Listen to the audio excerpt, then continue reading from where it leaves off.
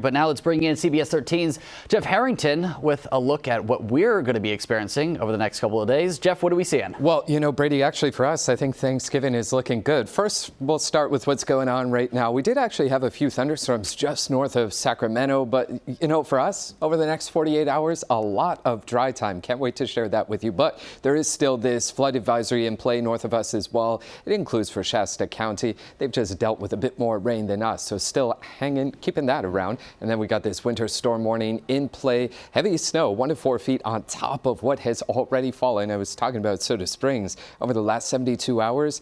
3 feet of snow and still more. That's because we've got more rounds of rain and snow to come. But the bottom line is the worst of it is over. So looking at tonight, we got that dry time. Just a few clouds in the night sky. That will be the theme tomorrow as well. Up in the hills, temperatures in the upper 40s by 7 p.m. at 47 degrees. And at the lake, a few flurries flying around. Temperatures have come down here after that colder air has certainly punched in. Temperatures in the 30s. Across the board, 43 for us. Pretty typical for this time of the year, but much quieter picture out there. May see a few sprinkles hanging around in Grass Valley at 39 degrees tonight. Now, our temperature of 43, as I said, pretty close to where we should be at this time of the year. And I think tomorrow, mostly cloudy sky out there. Hopefully, maybe some peaks of sun, but otherwise, just expect dark clouds in the sky. 56 degrees. That falls short of where we should be at this time of the year. It has been not only a wet month, but also a cool month as well. So temperatures across the board tomorrow, you've seen plenty of 50s through the valley, but as you head up toward the hills, temperatures will be in the 60s,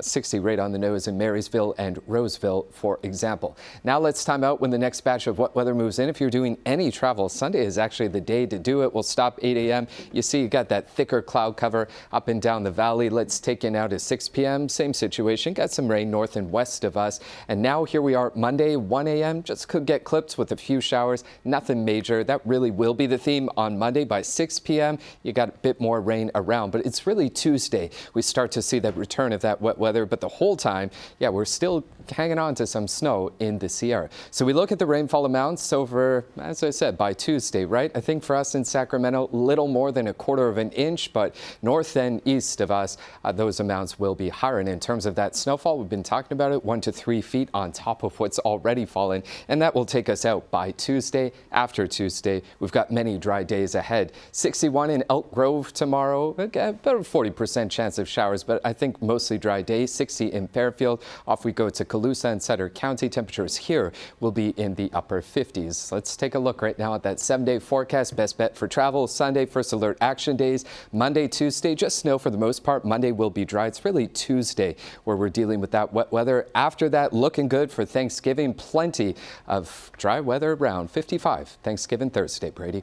All right, Jeff, thank you. You're welcome. And a quintessential comfort food in Britain is fighting for its survival, with pie and mash makers baking up a campaign to preserve the dish's legacy. CBS's Tina Krause has more from London. That sound means a taste of London's history is about to be served. But when it comes to preparing proper pie and mash,